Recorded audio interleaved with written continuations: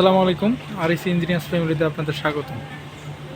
আজকে আমি আমার একটা ডিজাইন করা নতুন প্রজেক্ট আপনাদের ভিজিট করতে আসছি। এখনও কাজ কমপ্লিট হয়নি। এই যে প্ল্যান রুমে প্রবেশ করতেছি। তো এটা আমাদের তাপস, ইঞ্জিনিয়ার তাপস দেবনাথ। আর ও কনফিডেন্সে জব করে আমার ফ্রেন্ড। ও এখানে ঘুরতে আসছে এমনিতেই। আমাদের ডিজাইনার, আমাদের প্রজেক্ট ইঞ্জিনিয়ার স্বামী। তো এই যে দেখতে পাচ্ছেন আমাদের একটা প্যানেল বোর্ড। এটা পুরো আমাদের প্ল্যান রুমের প্যানেল বোর্ড। মেন প্যানেল বোর্ডটা হচ্ছে আমাদের এটা পুরোটাই। এই যে দিক দিয়ে বাসবাদ দিয়ে কানেক্ট হয়েছে, আপনারা যে উপর দিয়ে দেখতে পাচ্ছেন বাসবাদ দিয়ে কানেক্ট হয়েছে। তো আমাদের এইগুলো হচ্ছে আমাদের সেকেন্ডারি পাম্প। এই পাম্পগুলোর মধ্যে এই পাম্পটা আমাদের এখন রানিং আছে, এই পাম্পটা রানিং। আর বাকি পাম্প দুটোর কানেকশন এখনও শেষ হয়নি, কারণ পুরো প্ল্যান্টের কাজ এখনও শেষ হয়নি। এই পাম্পটার কাজ অলমোস্ট শেষের দিকে, এখনও কানেকশনটা বাকি আছে। তো এই চিলারটা আমাদের রানিং চিলার। এই চিলারটা 400 টনের চিলার। এর আগেও আপনাদের অনেক ভিডিওতে দেখাইছি। তো এই চিলারটা এই মুহূর্তে চলতেছে। আর বাকি এই পাশের চিলারগুলো দেখেন, এই একটা চিলার, ওই যে আরেকটা চিলার সামনে, এই চিলারটা আমাদের এখনও চালু করা হয়নি এই দুটা। তো এটার কানেকশন দেবো আমরা। তো দেখতে পাচ্ছেন এই চিলারটা এখনও আমরা করিনি, ঢেকে রাখছি। এটা আমরা খুলছি, কানেক্ট করবো এই 2-4 দিনের মধ্যে কানেক্ট করবো। এই যে দেখতে পাচ্ছেন উপরে, তো আমাদের হেডার, এই হেডারগুলোতে আমরা কানেকশন করব। তো এই যে চিলারটা কানেক্ট করতে, এই যে দেখেন প্রজেক্ট ইঞ্জিনিয়ার শামীম, আপনারা অনেকে চিনেন। ও আমার ছোট ভাই। সে আমাদের এখানে ইন্টার্নি করছে, বিশেষ করে আমি তাকে ট্রেন আপ করছি। আচ্ছা, এটা হচ্ছে আমাদের চিলট আর আউটলেট লাইন। এটা চিলট আর আউটলেট লাইনে এটা ফ্লেক্সিবল বাল্ব। এখানে একটা প্রেসার গ্যাস আছে, তারপরে একটা ওয়াই স্ট্যান্ডার আছে, একটা মোটরাইজ বাল্ব আছে। ওয়াই স্ট্যান্ডার না, এটা শামীম, এটা হচ্ছে ব্যালেন্সিং ভাল্ব। ব্যালেন্সিং ভাল্ব চিল ওয়াটারটাকে ব্যালেন্স করার জন্য, যে একটা চিলারে যাতে অতিরিক্ত ফ্লো না হয় এবং কি কম না হয়, এই জন্য ব্যালেন্স করার জন্য এটা। আর এই জিনিসটা হচ্ছে আমাদের motorise butterfly valve. Motorise butterfly pipe অনেকে জানেন। এখানে একটা হাত দিয়েও কাজ, ম্যানুয়ালও কাজ করা যায়। এখন আমরা অটোমেটিক করি না, এটা বিএমএসের দ্বারা কন্ট্রোল করা যাবে। তো উপরে ওই বাল্বটা কিসের? আপনার যে ফ্লো, এটার ওয়াটার লাইনের ফ্লো বাল্ব, ফ্লো দেখেন, ওটা আমাদের ফ্লো সুইচ। ফ্লো সুইচ অনেকেই চিনেন। তো নিচের লাইনে আবার দেখেন, নিচের লাইনটাতে আবার দেখেন এই যে আমাদের বাটারফ্লাই বাল্ব। তারপরে এটা আমাদের প্রেশার গ্যাস। প্রেশার গ্যাস এই যে এটাকে বলে সাইফোন। এটা কিন্তু অনেক সুন্দর, কারণ এই সাইফোনটা কেন ইউজ করা হয়? চিল ওয়াটার লাইনটা তো অনেক পানি তো আপ ডাউন করে, এই দিক দিয়ে যাতে ওই বারবার প্রেশারটা যাতে ব্যালেন্স হয়, এই জন্য একটা পেঁচানো আছে, যাতে ফিক্সড একটা পাওয়া যায়, আমাদের প্রেশারটা পাওয়া যায়। তো বুঝতে পারছেন আশা করি সবাই। উপরে কুলিং ওয়াটার লাইন।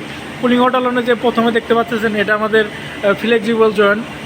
তারপর ওই যে টেম্পারেচার মিটার আছে, প্রেশার গ্যাস আছে।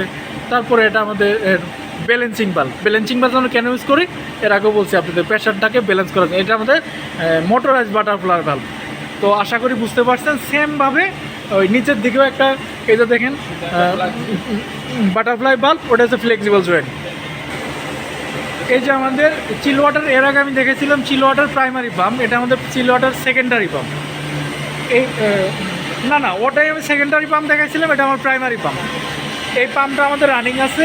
এই পাম্পের দ্বারাই পুরো প্ল্যান্টটা চালাচ্ছি, কারণ আমাদের পুরো প্ল্যান্টে টনেজ ক্যাপাসিটি খুবই কম, ফুল লোডে চালাতে পারছি না, এই জন্য শুধু একটা মাত্র পাম্প দিয়ে চালাচ্ছি। তো এই বাকি পাম্পগুলো, ওই যে শেষের পাম্পগুলো দেখেন কানেকশন হয়ে যাবে 2-1 দিনের মধ্যেই। এগুলো এখনও কানেকশন করিনি, কিছুদিন পরে করব। আর এখানে আছে কন্ডেন্সার পাম্প। এই কন্ডেন্সার পাম্প আপনারা জানেন, কুলিং ওয়াটার সার্কুলেশন করার জন্য যে পাম্পটা ইউজ করা হয়, এটাকে কন্ডেন্সার পাম্প বলে।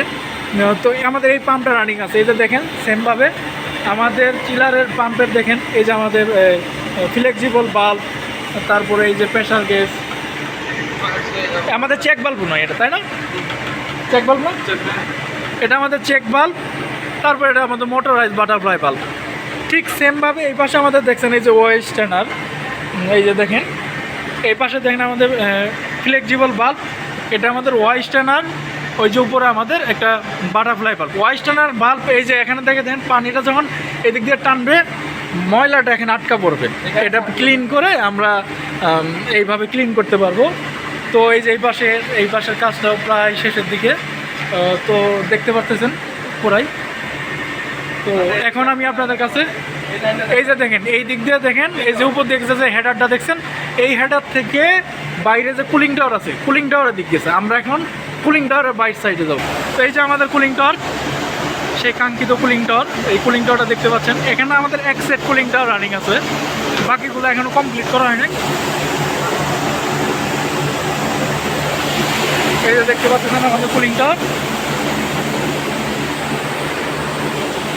এই যে আমাদের কুলিং টাওয়ারটা দেখেন।